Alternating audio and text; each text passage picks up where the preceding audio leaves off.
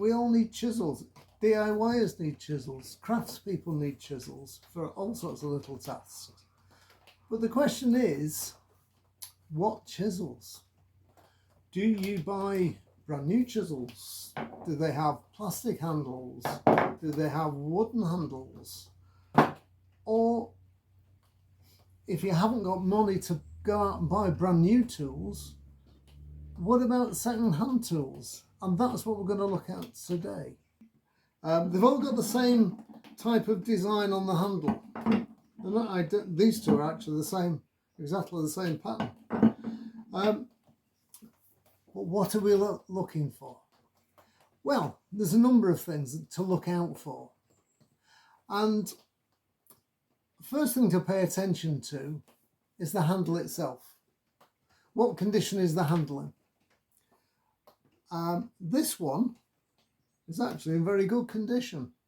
It's not chipped, it's not cracked, a little bit of a clean, and that one will be fine. You might need to re-oil the timber just to give it a bit more life. But the blade's a different matter. It's pitted, it's got bits of rust on it.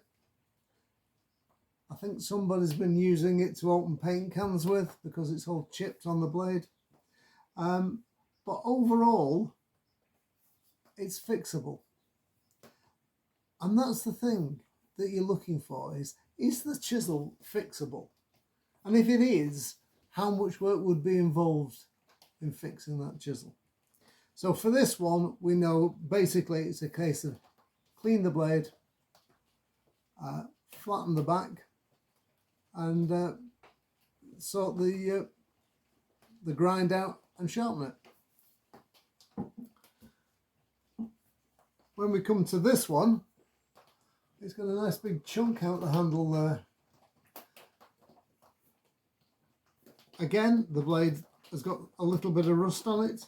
It's not bad rust, it's not deeply pitted. If you've got really heavy pitting, particularly on the back, walk away from it. Simple as that. I mean, I don't know what they did with the blade on this one, but if you can see that up close, it is absolutely terrible. It's definitely been opening paint cans, that one.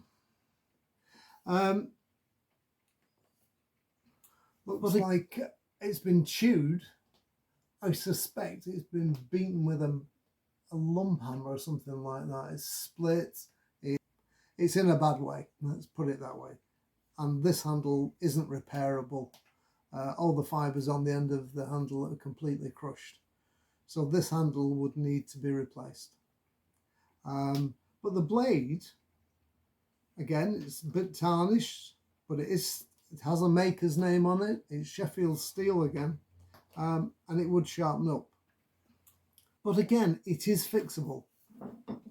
Now, all I'm going to do is take some wire wool and some methylated spirits. I've just put it in this little bottle just to make it easier, because we only need a few drops.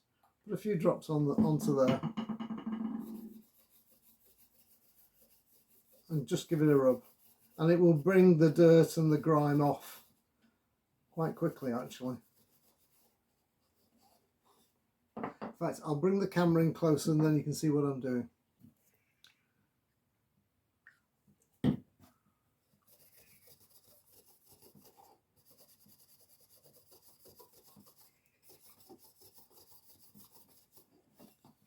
Clean the end. And then just round here, which is a bit more difficult to get at.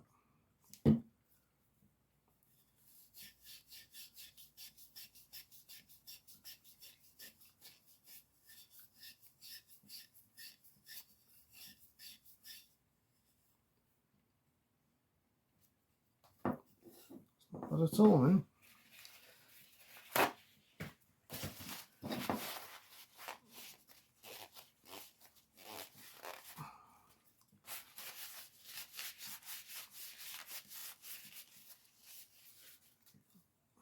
I didn't actually do the end, did I?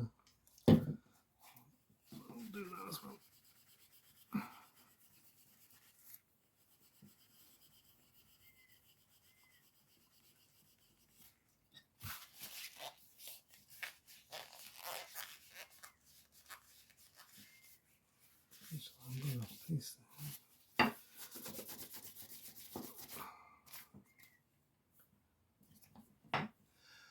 Right, we've got the handle clean, but it needs some oil on it, basically, just to give it a bit of life. So what I'm going to do is use some boiled linseed oil. I'm just going to use a bit of kitchen roll.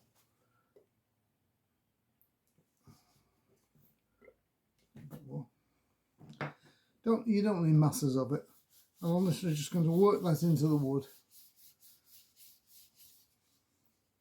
Make sure you get plenty on the end, because it's always the end grain that soaks up the oil and around the ferrule there. Doesn't matter if it goes on the ferrule, it will actually help protect it from tarnishing. There we go. Only takes a moment or two. We'll let that, leave it on there for a second. Put the lid, top back on that bottle. Just one word of caution about raw linseed oil. Although I've never experienced it myself, apparently if you leave oily rags like this lying around, they can apparently self-combust, and that's the last thing you want in a workshop. I mean, I've got a wooden bench here, it's got a wooden floor, it's a wooden building. So the one thing you definitely don't want is fire. So you need to dispose of these safely. Best thing to do, take them outside, stick them in a bucket of water. That will certainly do the trick. Or at least leave them on a non-combustible surface, preferably outside, just to be on the safe side, because we don't want any tragedies. I've just gone over with a dry cloth now, just to remove any excess, because to get a nice finish, you don't want to leave the oil thick on there, because it can go a bit sticky and a bit gloopy. You just want that nice even coat, basically, and then it should be absolutely fine. That chisel handle now is as good as it's ever going to be. I hope that's been of some help to you. I am going to do a whole series on the chisels, and I'm going to look at sharpening the blades, flattening the backs, repairing damaged handles, etc. So stick with me through this series, and you'll end up, if you follow along, with a set of really good quality chisels, literally for just a few pounds. And they will then last you a lifetime. I did look up WH Clay Limited of Sheffield, and the company was founded in about 1900, so 125 years ago. And they manufactured screwdrivers and chisels and things like that. They had a good reputation, and they continue to make wooden handled chisels up to around about apparently the 1960s, maybe the 70s at most, which definitely makes this chisel minimum 50 years old, and it could be much, much older than that. It could be 100 years old, quite frankly, this particular chisel. But anyway, there's the handle, all nicely done. And as I say, I will continue this series, but please give a like, a thumbs up would be great. Subscribe if you can. And if you subscribe and click the notification bell, YouTube will let you know next time I upload one. And I'm planning to do this on a weekly basis. So in the coming weeks, we'll do a whole series of these on how to restore these chisels and get them into absolutely top-notch working.